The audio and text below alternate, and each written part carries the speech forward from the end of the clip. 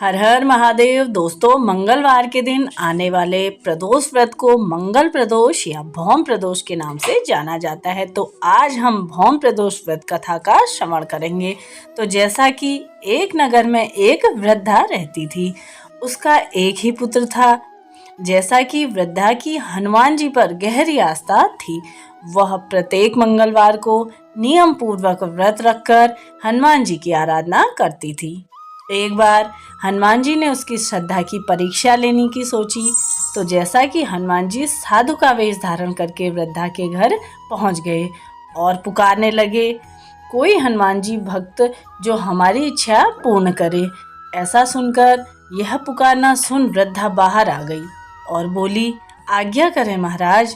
हनुमान जी वेश साधु का धारण करके आए थे और बोले, मैं बहुत ही भूखा हूँ, भोजन करूँगा, थोड़ी सी जमीन लीप दें। मैं यहीं पे भोजन करूँगा, आप थोड़ी सी जमीन लीप दें, ऐसा उस साधु ने कहा।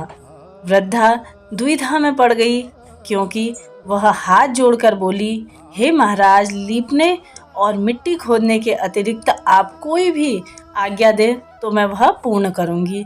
तरह से साधु के 3 बार प्रतिज्ञा करने के बाद कहा कि तू अब अपने बेटे को बुला, मैं उसकी पीठ पर आग जलाऊंगा और तभी भोजन बनाऊंगा। यह सुनकर वृद्धा घबरा गई, परंतु वह प्रतिज्ञाबद्ध थी। उसने अपने पुत्र को बुलाया, साधु के सुपुत्र कर दिया, यानी कि साधु के पास उसे बिठा दिया।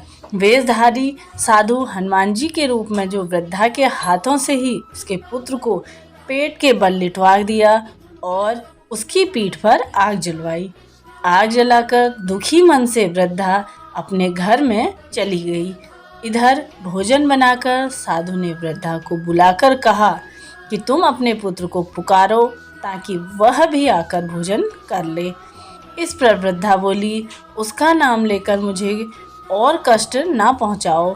लेकिन जब साधु महाराज नहीं माने तो वृद्धा ने अपने पुत्र को आवाज लगाई। अपने पुत्र को वह जीवित देखकर वृद्धा को बड़ा ही आश्चर्य हुआ, तो और वह साधु के चरणों में जाकर गिर गई। जैसा कि हनुमान जी अपने वास्तविक रूप में उस समय प्रकट हो गए और वृद्धा को भक्ति का आशीर्वाद देकर के वहां से अंतर्ध्यान हो गए।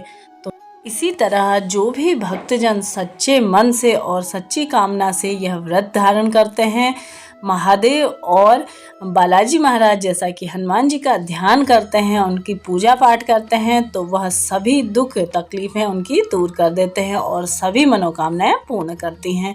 तो यह थी प्रदोष व्रत की कथा।